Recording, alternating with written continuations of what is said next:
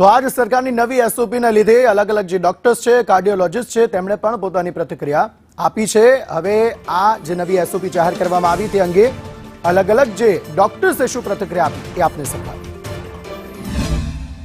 તો કે કાર્ડિયોલોજી ડિપાર્ટમેન્ટમાં એટલે કે જ્યાં એન્જિયોગ્રાફી અને એન્જિયોપ્લાસ્ટી થાય છે હૃદયની, એ ડિપાર્ટમેન્ટ માટે ફૂલ ટાઈમ કાર્ડિયોથોરેસિક સર્જન હોવો જોઈએ।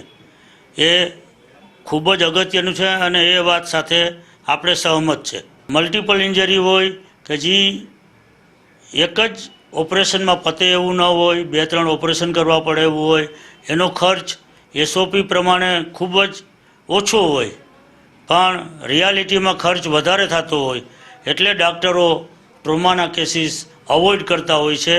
પણ મારી તો એક જ વિનંતી છે કે ભાઈ તમે રેગ્યુલર એસેસમેન્ટ કરો કે મોંઘવારી પ્રમાણે આ પ્રોસિજરના પણ ચાર્જિસ વધારો, એકને એક ચાર્જિસ પ્રમાણે આપણે દીધે જઈએ અને તદુપરાંત તેમાંય ઇન્સ્યોરન્સ કંપની પૈસા કાપે તો ડૉક્ટર માટે સર્વાઈવ થવાનું મુશ્કેલ થાય છે। કે ભાઈ ફ્રોડ એટલા માટે થાય છે કે જે પ્રાઇઝ આપણી ગવર્મેન્ટ આપણના ડૉક્ટર્સને આપે છે એ બજાર ભાવ કરતાં ઘણી ઓછી હોય છે।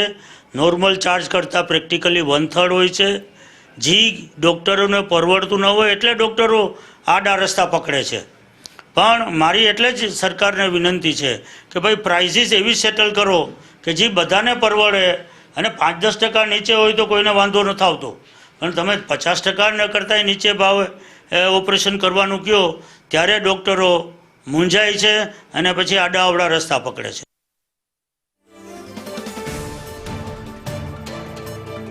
ડોક્ટર્સ